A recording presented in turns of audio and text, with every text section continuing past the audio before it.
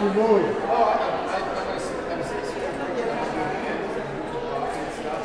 Oh.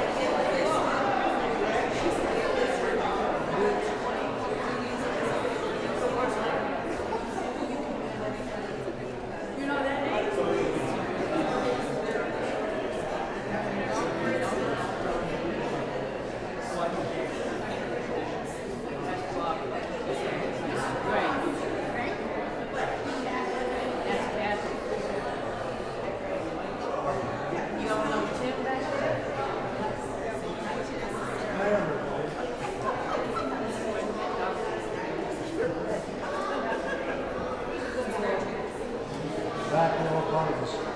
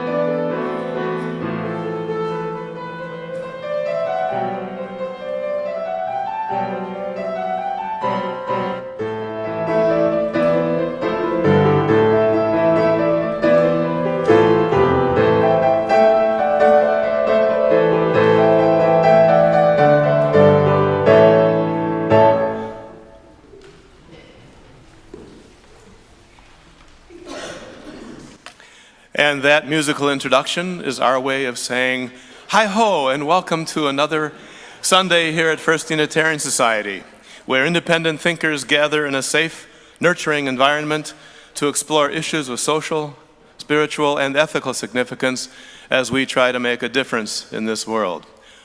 I'm Steve Goldberg, a proud, incredibly charming member of this congregation. And like many of you, I am thrilled that I am able to wear short sleeves today. And as we enjoy that, I'd like to extend a special welcome to any guests, visitors, or newcomers. If this is your first time at First Unitarian Society, I think you'll find that it's a special place. And we look forward to joining with you in our fellowship hour right after the service. Speaking of the service, this would be a great time to silence those pesky electronic devices that you won't need during the service. And while you're doing that, let me offer a couple announcements for you. One is a reminder that on Mother's Day, next weekend, on Sunday, our annual Mother's Day Peace Poll Initiative will take place. You can find more information about that in your Red Floors bulletin, but also a table out in the Commons where Roz Woodward will answer your questions about how you might be able to participate in this poll blessing that takes place 12:30 on Mother's Day, next Sunday, and join with other members of the Madison Peace community in this annual event. Again, contact Roz if you have questions, or see her at the welcome table in the Commons. Also remember that beginning on the last Sunday of this month, May 26th, we will return to our summer worship schedule, which means we will hold one service each weekend, and that's Sunday at 10 a.m. So 10 a.m. Sundays starting on May 26th for our summer worship schedule. And just a couple more announcements. One of them is also calendar related, and that is the number 41. That's how many days until the next Cabaret. 41 days until Saturday evening, June 15, where we are going to be having a game night as our Cabaret theme. A lot of fun for people of all ages, including games for the kids, games for the entire family. And you have a chance to volunteer and be part of something special. It is special. It's one of the reasons I got involved in First Unitarian Society many years ago, because I got roped into volunteering at Cabaret, and I've enjoyed it ever since. And in fact, my kids still refer to FUS as the Cabaret Church. So come see why. And we're going to have a live and silent auction. You have an opportunity to donate items for the auction to help raise money for FUS. And I just spoke recently with the auctioneer, and his name is Steve Goldberg. He said that he is really excited about Cabaret this year and the game night theme. So you'll have a chance to see more information at the information table in the Commons after the service.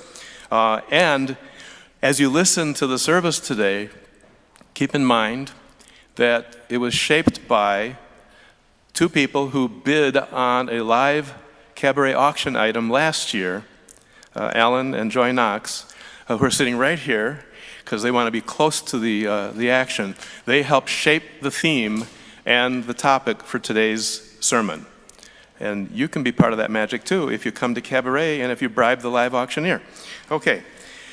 The last announcement involves the stewardship campaign. You'll be happy to know we're approaching the $1 million threshold in that campaign. About 500 of you have donated already, and almost half of the pledgers have become sustainers, meaning that they're making multi-year commitments to FUS, and more than half have increased the amount that they had pledged last year. So we're in good shape, but there's still more room for participation in the stewardship campaign.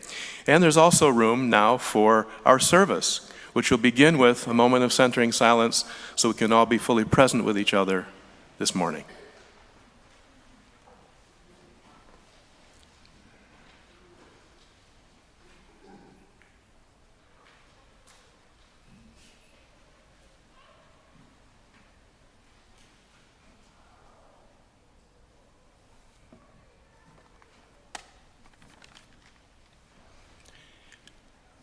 Okay, enough silence. Now it's time for our ingathering hymn.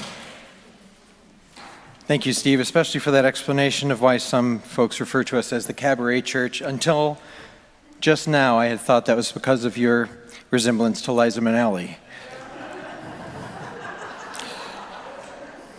Appreciate that. Hi-ho. Let's rise and sing hymn number 112, Do You Hear?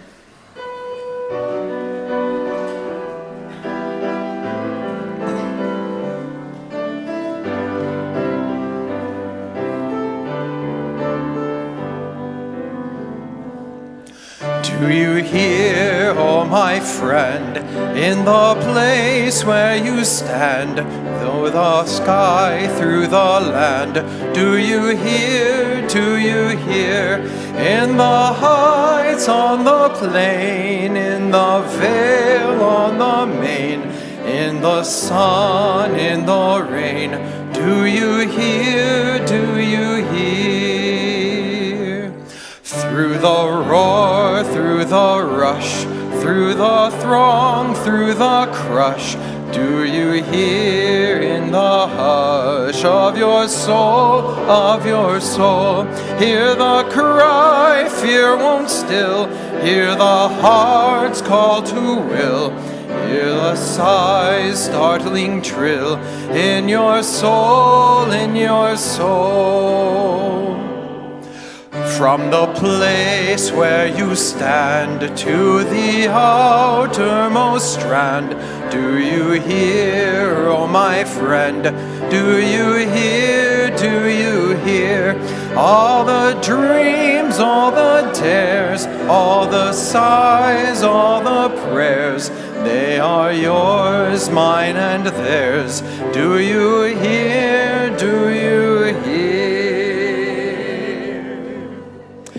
Remaining standing for our opening words and then the lighting of our chalice, Marilyn Sewell writes, "Come into this circle of love and justice. Come into this community where we can question and dream and believe in those dreams. Come into this holy space where we remember who we are and how we want to live. Come now, let us worship together." If you will join your voice with mine in our chalice lighting words, printed in your order of service, we spark our flame and together say, "May this flame, symbol of transformation since time began, fire our curiosity, strengthen our wills, and sustain our courage as we seek what is good within and around us." I invite you to turn towards each other and offer a friendly greeting.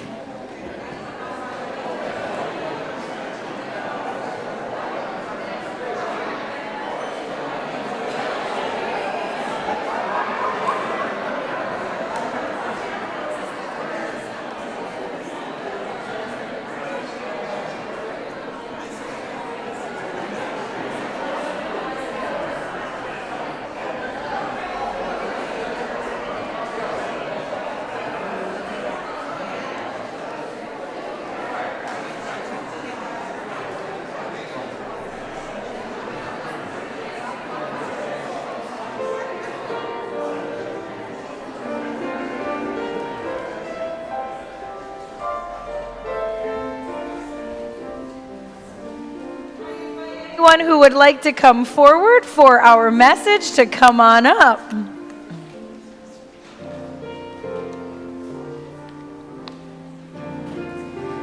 Come on up. Hello. I like your two different socks. Hey, how are you guys? Hello, good morning. Are you enjoying this beautiful sunshine? Did you get outside yesterday? Yeah, it was really nice, wasn't it? Hello, how are you, Emmett? Good? Hi, come on up. So Doug and I later on in the service are going to be talking about guides and teachers in our lives, people who have, helped shape who we are. And when we started talking about that, I immediately thought of this book called Thank You, Mr. Falker. And it is a true story from Patricia Polacco's life of her growing up and a teacher whose real name was George Felker. So she says in the beginning to George Felker, the real Mr. Falker, you will forever be my hero. The grandpa held the jar of honey so that all the family could see, then dipped a ladle into it and drizzled honey on the cover of a small book. The little girl had just turned 5. Stand up, he said. I did this for your mother, your uncles, your older brother, and now you. Then he handed the book to her. Taste. She dipped her finger into the honey and put it in her mouth. What does it taste like? The grandma asked. Sweet, she said. Then all of the family said in one voice, yes, and so is knowledge. But knowledge is like the bees that make the honey. You have to chase it through the pages of a book. The little girl knew that the promise to read was hers. Soon she was going to learn how to read. Her name was Tricia, and she was the littlest girl in her family, and she grew up loving books. Her school teacher mother read to her every night. Her brother brought his books home from school and shared them. And whenever she visited her grandparents' farm, her grandmother would read to her. When she turned 5 and went to kindergarten, most of all, she hoped to learn how to read. Every day she saw kids in the first grade across the hall reading. And before the year was over, some of the kids in kindergarten were reading, but not Tricia. She loved being at school, though, because she could draw. The other kids would crowd around her and watch her do magic with crayons. No worries, her brother said. You'll read in first grade. And in first grade, Tricia sat in a circle with the other kids. They were all holding the same book, and they were sounding out the letters and the words. But when Tricia looked at a page, all she saw were wiggly shapes. And when she tried to sound out the words, the other kids laughed. What are you looking at? They would say. I'm reading, she would say back to them. But her teacher would move on to the next person. Always when it was her turn to read, the teacher had to help her with every single word. She began to feel different. One day, she was walking in the woods with her grandmother, and she said, Grandma, do you think I'm different? Of course, her grandmother answered, to be different is the miracle of life. You see all of these fireflies, every one of them is different. Her grandma hugged her, and Tricia said, do you think I'm smart? And her grandmother said, you're the smartest, quickest, dearest thing ever. But reading was still torture. When other kids read their pages, they read so easily that Tricia would watch the top of their heads to see if something was happening to their head that wasn't happening to hers. And numbers were the hardest thing of all. She could never add anything up right. She knew that she was different.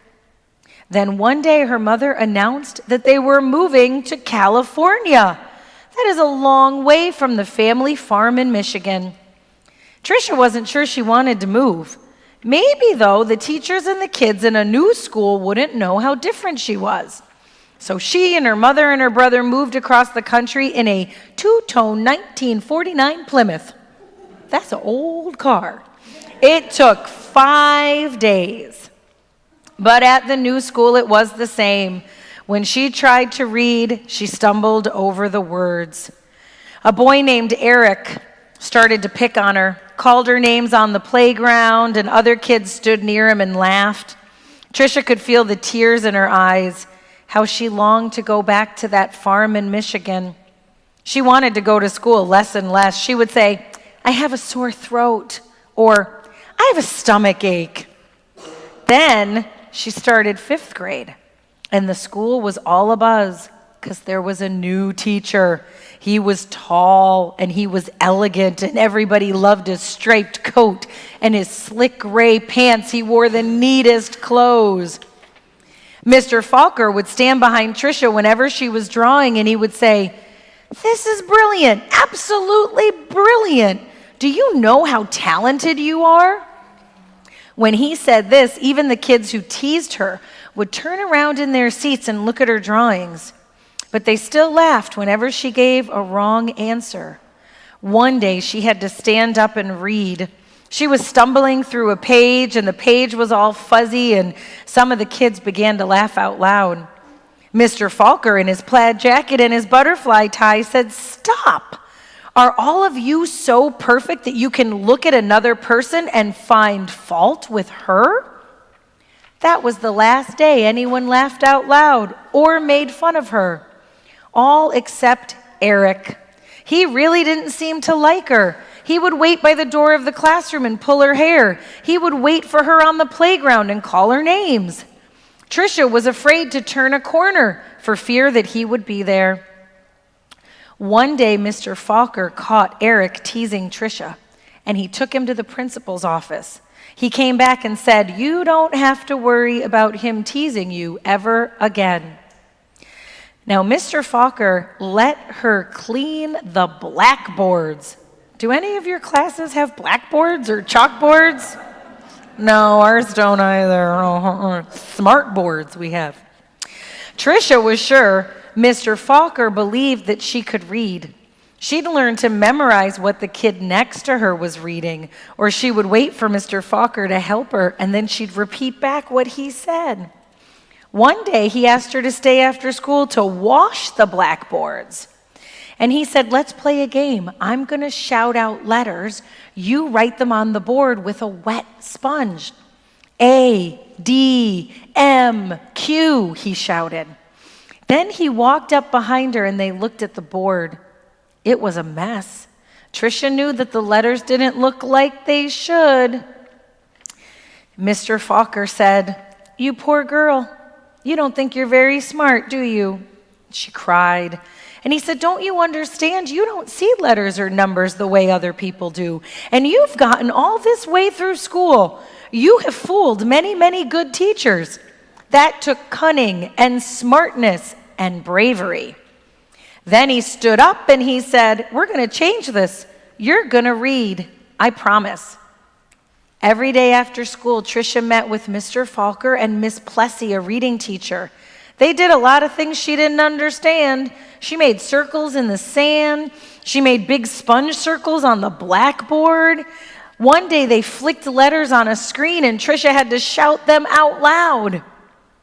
One spring day, maybe 3 or 4 months later, Mr. Falker put a book in front of her that she had never seen before.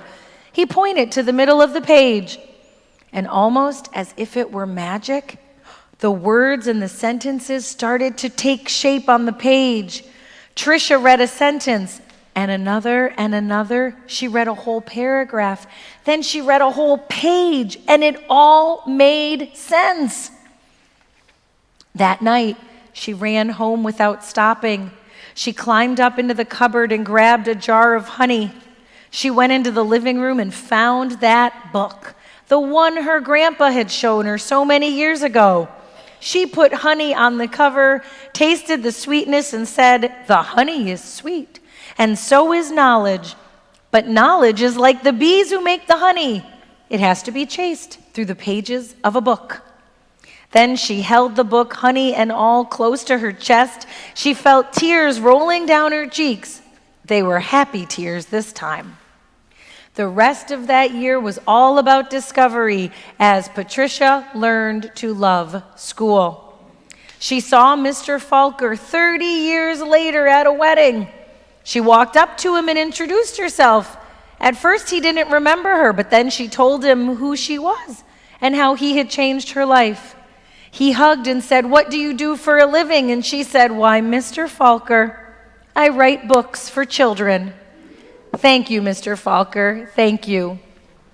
So that's one story about a teacher, and I know that you all have a lot of teachers in your lives who make a difference. This week is Teacher Appreciation Week, so whatever teachers you have in your life, make sure to tell them thank you for all that they do. Thank you for being such good listeners. We're going to rise in all the ways we do and sing you out with hymn number 124.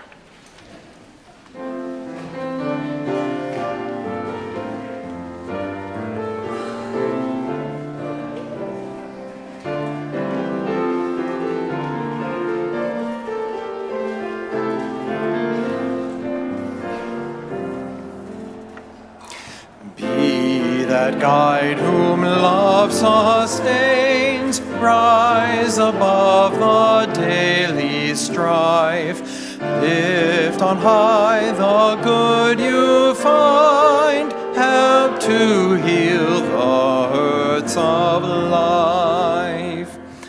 Be that helper nothing daunts, doubt of friend or taunt of foe. Ever strive for liberty, show the path that life should go. Be that builder trusting good, bitter through the test may be. Through all ages they are right, though they build in agony. Be that teacher faith direct, move beyond the old frontier. Though the frightened fear that faith be tomorrow's pioneer. Please be seated.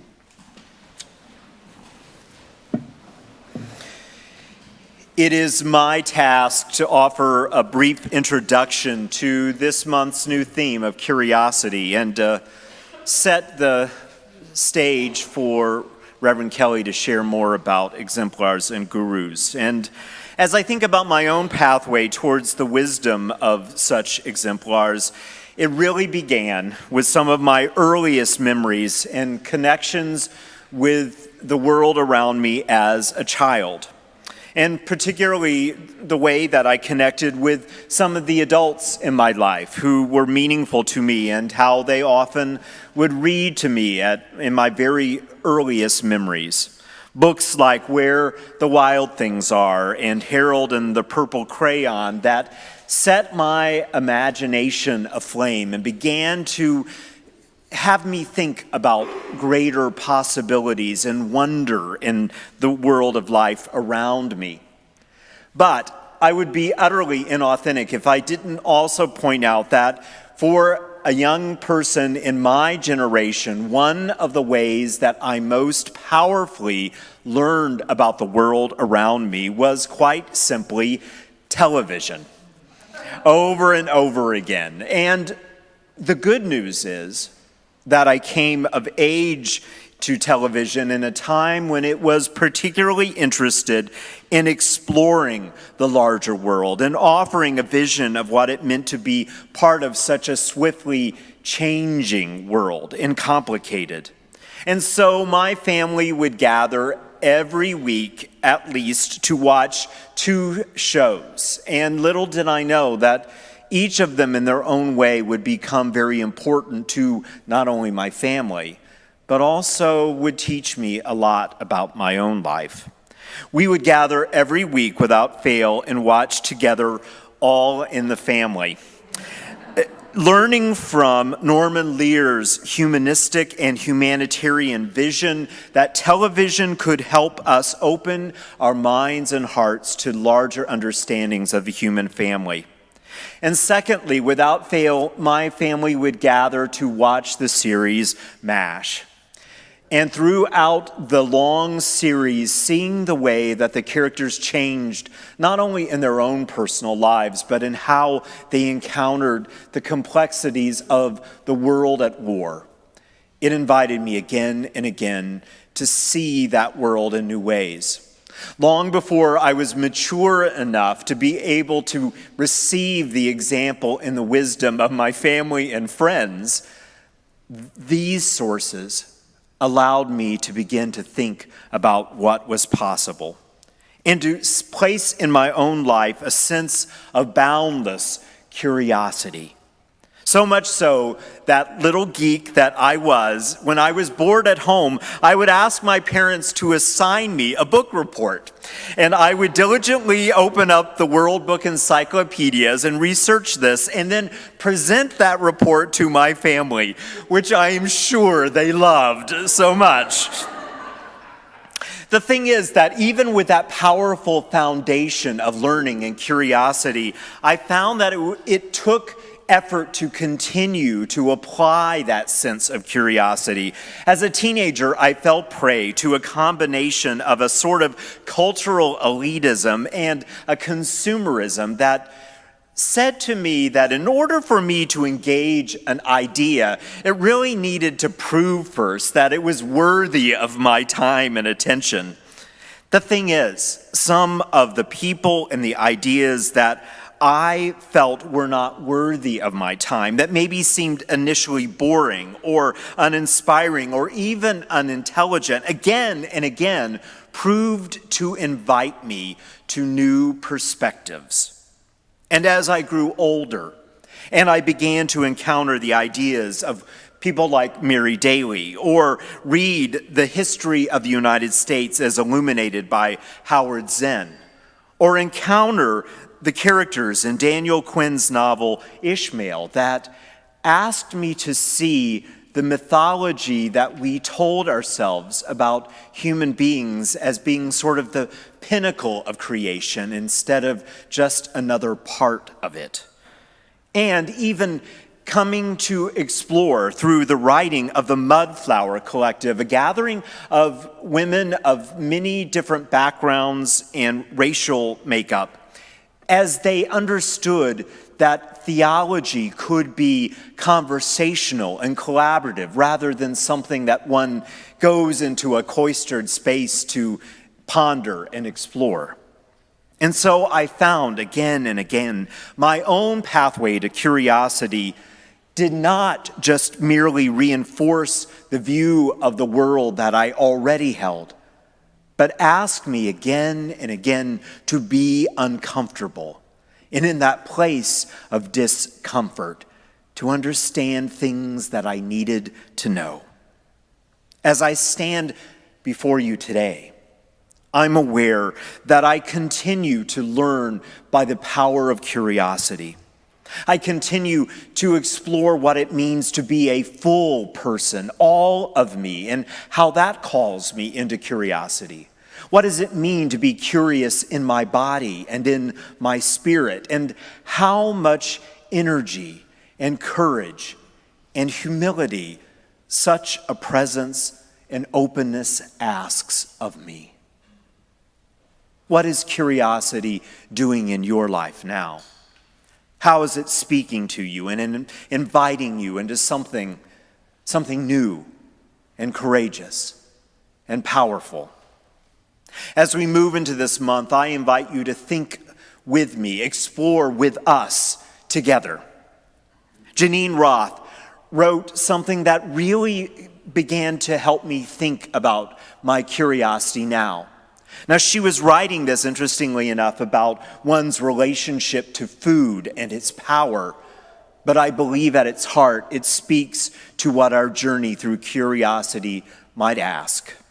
She writes, "Our work is not so much to change what we do, but to witness what we do with enough awareness, enough curiosity, enough tenderness, that the lies and old decisions upon which our compulsions, our illusions, our divisions are based become apparent for what they are really and fall away." May such openness guide our journey.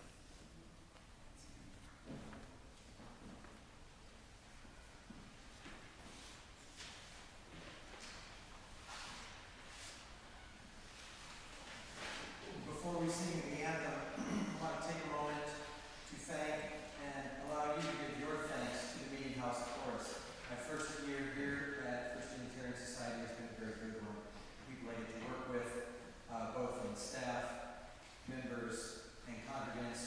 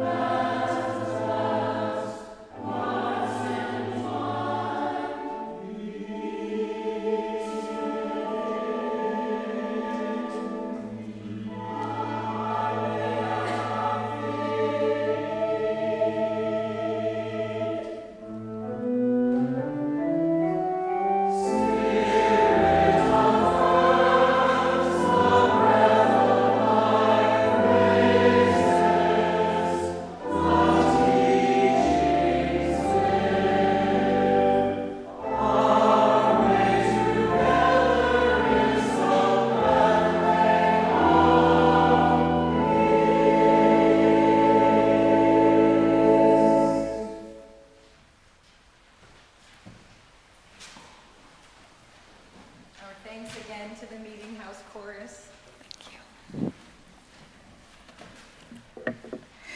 Someone new has recently entered my family's life and is already having a deep impact. She is a petite woman from Japan, whom we will most likely never meet, and she has begun the latest craze in home organization. When she entered our lives, I was skeptical, and my children were enthralled.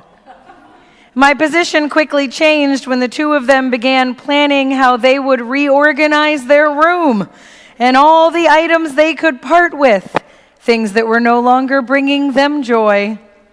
What parent wouldn't appreciate two children wanting to clean and reorganize of their own free will? You may have figured out that I'm talking about Marie Kondo, founder of the KonMari method of home organization. Her method is not just about letting go of stuff. It's about how lives can be transformed when you take the time to discover what holds meaning for you, what is important to you, what captivates you and brings you joy. When I met with Alan and Joy Knox about the sermon topic of their choice, won at last year's Cabaret auction, I heard them say they were interested in the exemplars and guides in my life. Who are those who help me create meaning? Who are the ones who guide me? And what I heard in my head was Marie Kondo's voice asking, who and what helps you to find joy? Frances Ellen Watkins Harper came to mind first, a 19th and 20th century author, activist, and member of the First Unitarian Church of Philadelphia. When I was an intern in that congregation, there was a large banner hanging in the sanctuary bearing her picture and the words, "We are all bound up together." An African-American woman born to free parents in Baltimore in 1825. She spent much of her youth devoted to abolishing slavery. Her work as a lecturer and author was infused with a liberation theology that addressed what we would today call the intersectionality of justice work. She would describe the connections among all oppressions as the reality that we are all bound up together. When the Civil War ended, Harper waged a dual campaign for women's suffrage and civil rights for all. In May of 1866, she delivered an address to the National Women's Rights Convention in New York, saying before thousands, "Justice is not fulfilled so long as woman is unequal before the law. We are all bound up together in one great bundle of humanity, and society cannot trample on the weakest of its members without receiving the curse in its own soul." Harper's vision continues to resonate with scholars and feminists and Unitarian Universalists. In 2011, scholars gathered in Philadelphia to honor the 100th anniversary of her death. Professor Melba Joyce Boyd, a panelist at that celebration, said Harper's insight, developed during an era rife with violent enforcement of racism, sexism, and classism, constitutes a viable ideological framework for contemporary radical thought. What I hold on to from the life of Frances Ellen Watkins Harper is that she called on people of faith to resist the status quo and embrace a radical liberatory theology that knows we are not free until all are free. In the present climate of our own day, her words still carry weight. She was also a poet, and one of my favorites is called Songs for the People. She wrote, "Let me make songs for the people, songs for the old and the young, songs to stir like a battle cry whenever they are sung. Not for the clashing of sabers, for carnage nor for strife, but songs to thrill the hearts of all with a more abundant life. Let me make songs for the weary amid life's fever and fret, till hearts relax their tension and the careworn brows can forget. Let me sing for little children before their footsteps stray, sweet anthems of love and duty to float o'er life's highway. I would sing for the poor and the aged when shadows dim their sight, of the bright and restful mansions where there shall be no night. Our world, so worn and weary, needs music, pure and strong, to hush the jangle and discord of sorrow, pain, and wrong. Music to soothe all the sorrow till war and crime shall cease, and the hearts of all grow tender. Until then, girdle this world with peace. There's a teacher and author who is someone who has taught me to find peace even amidst difficulty. Sharon Salzberg is one who has helped my heart grow more tender. She believes we can each connect to the happiness and equanimity within us through a spiritual practice known as loving kindness. This is an orientation of boundless goodwill toward yourself and all life. This compassion allows us to get rid of resistances and rejections to difficult people or challenging situations in our lives. It is an attitude of cherishing all living beings as if they were your own children, radiating friendliness over the whole world without limit. It is easier said than done. Loving kindness is developed through a practice where you wish safety, health, and well-being, first to yourself, to a mentor or teacher, someone very easy for you to love, then a person with whom you have difficulty, and ultimately to the whole world, once again in recognition of our interdependence. According to Sharon Salzberg, our daily behaviors create a field into which we plant the seeds of our practice and ultimately our lives. She says if you are cultivating loving kindness in your actions, the field that you are preparing becomes an ideal space for growth. On the other hand, if you are yelling at your kids or your coworkers, if you're mean to your dog, or you lose your patience in traffic, she says it doesn't matter how many hours that you sit in meditation, you cannot create a field of loving kindness. A field of goodness cannot be planted in that space because nothing exists in isolation. To become loving and peaceful and joyful, we cultivate love and peace and joy in all areas of our lives. Everything is connected to everything else. We are all bound up together. This loving kindness practice has been difficult as of late, especially when I get to that last part, sending loving kindness to all life on this planet. That's when I struggle. It isn't difficult to send the love. It's difficult to sit with the pain that arises when I contemplate the plight of our planet. This brings me to my last teacher, the eco-theologian, Joanna Macy.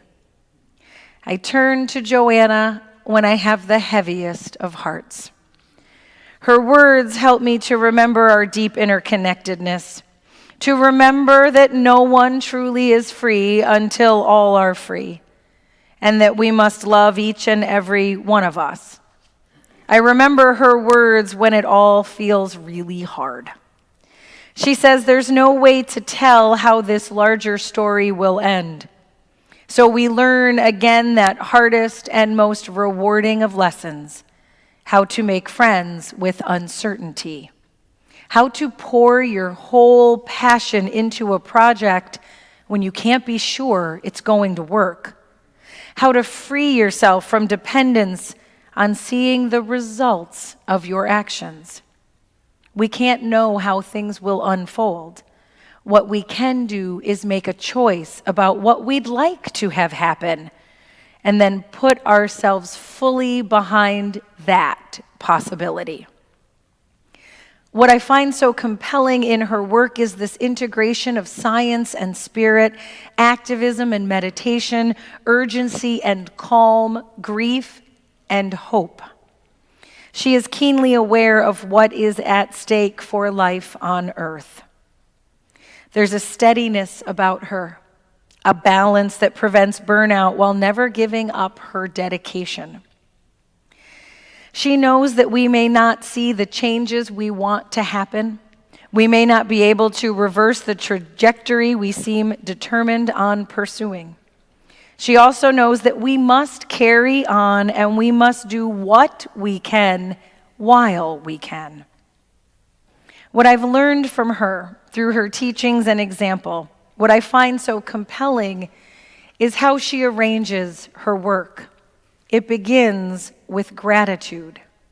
Gratitude builds trust and resilience. Gratitude widens our perspective and strengthens us to face difficulties.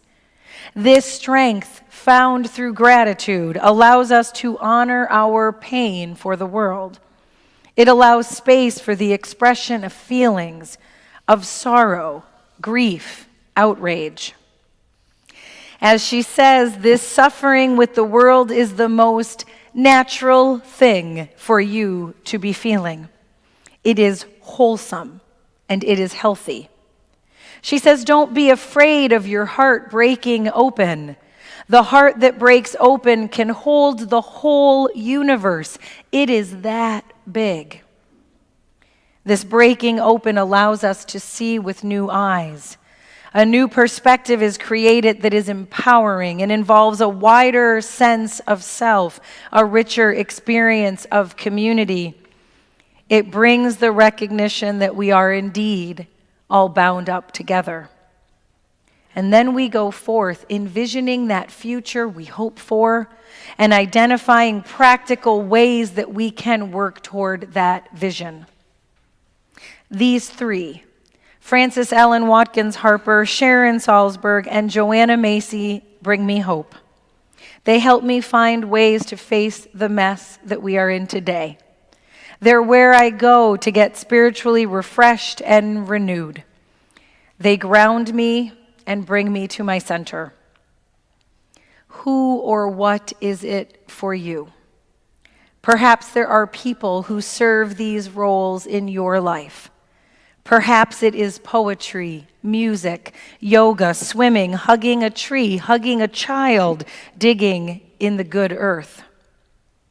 Seek that which connects you to something larger than yourself, that connects you to the interdependent web, to the love that is everywhere and in everything. Hanging on my wall are the words that summarize for me what I have learned from these three teachers, and I'll leave you with them today. Love more, breathe deep. Remember, we are all bound up together. You don't need to do everything.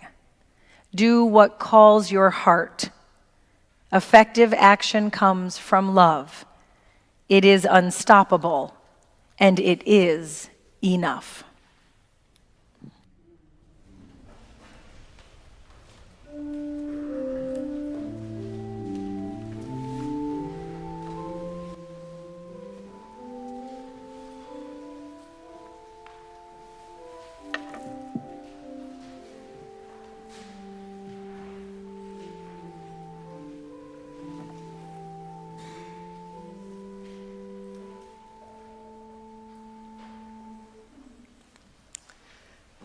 As we take a moment together to acknowledge the cares of the congregation, may we let breath be our place of invitation and grounding for these moments together.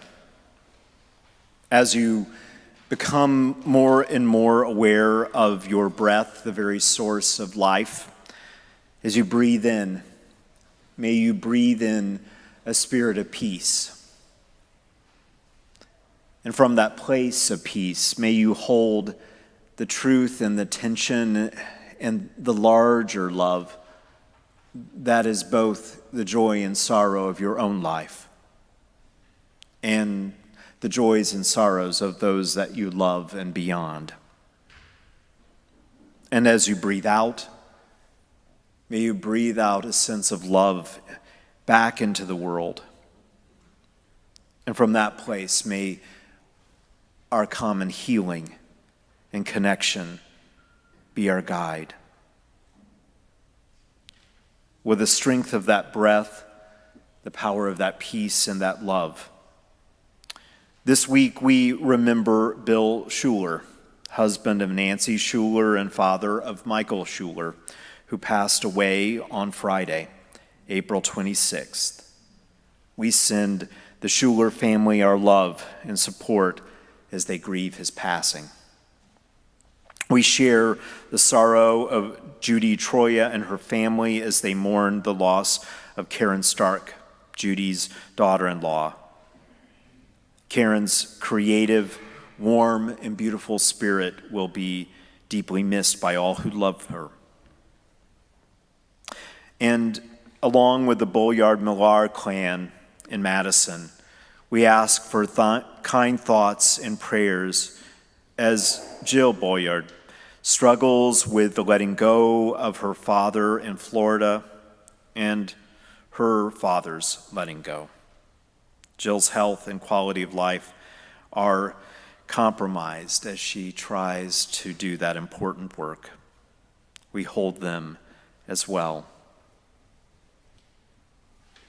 Through the power of this connection to our breath, to each other, to the larger world, we are again and again reminded of the power of taking moments to remember, to connect, and from that place, again and again, to let love call us to care and offer compassion in the ways that we may.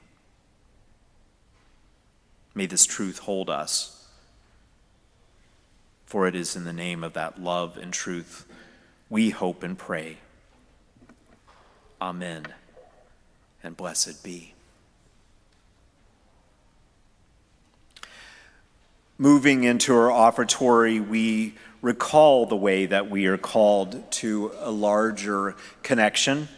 And I remind you that the recipient of our offering, the half outreach portion of it anyway, goes to the Outreach LGBT Community Center. You can find out more about their essential and important work in the red floors. May a spirit of abundance and generosity guide us as the offering is now given and received.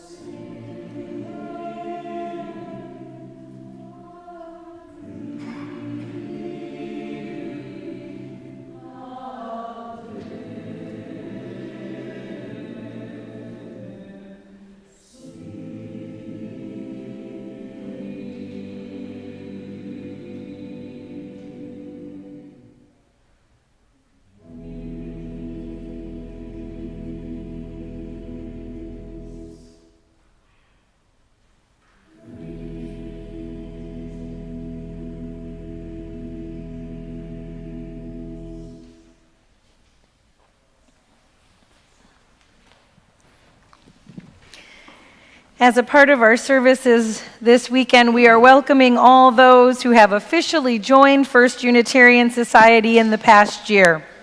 This worshiping community has a long and distinguished history, and we are happy to welcome those who have chosen to join their journey with ours. Becoming a member of the congregation is, on one hand, seemingly a fairly straightforward proposition. One generally attends a new UU course, signifies their intent to join, is familiar with our Unitarian Universalist principles and our bond of union, which holds us together in community. And then they enter their name in the membership book, and in some ways that is all there is to it. But sometimes we are asked, why would someone want to do this? We join this congregation because we believe that the promotion of liberal religious values will make a difference in this world, that a strong Unitarian Universalist movement will help make our community and the planet a more peaceful and compassionate place. We make this commitment because we believe in the transformative power of our communities and this faith tradition. We join because we want to be a part of a community that causes us to examine and re-examine ourselves, our families, our world on an ethical and moral level, and also a community that walks with us on our own personal spiritual journey. We join because we hunger to be in relationship with others who see religion as an open-ended, ongoing quest for deeper meaning and more honest and authentic connection. So this is not a casual commitment we ask people to make. And that is why we take the time to recognize and to celebrate those who have made this commitment. Our hope is that the experience of membership here will be an experience of abundance and joy in many ways for you on your spiritual journey. And so in that spirit, again, we welcome membership in First Unitarian Society. As I read your name, please join us at the front of the sanctuary. If we missed your name and you are here to be recognized, please join us. Please bring your insert with you. Angie Ball, Christopher Ball, Marilyn Johnson, Philip Johnson, Jennifer Dahlquist, Nikki Levin, and Andrew Kusa. Here, come on, right up here.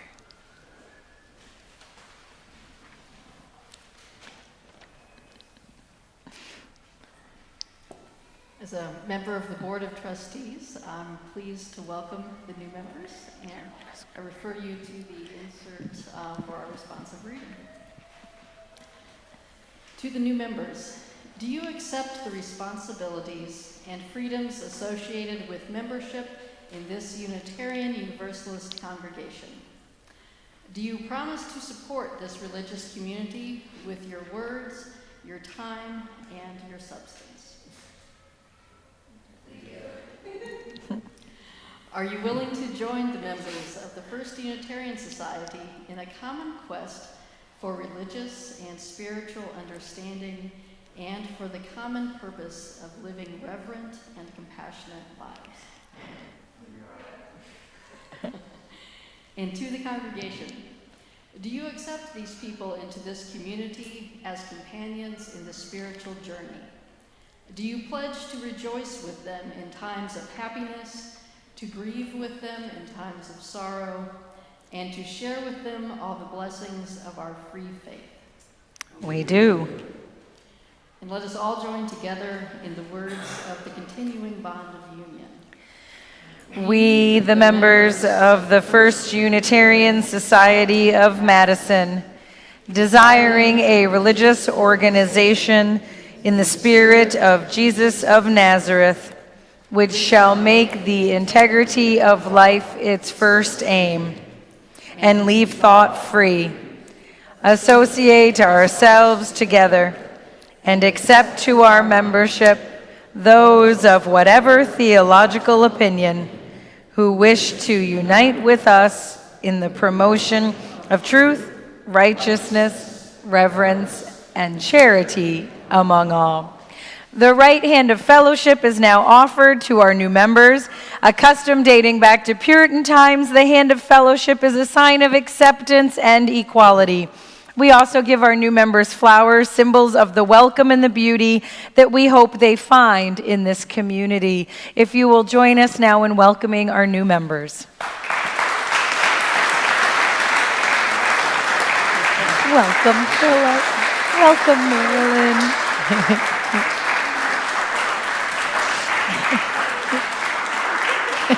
I'll do both. Welcome. Hi, Chris. Welcome. Welcome, you guys. Welcome. Welcome, welcome. And now, if you will rise in all the ways we do, our closing hymn is number 105. We will sing the first and the fourth verse.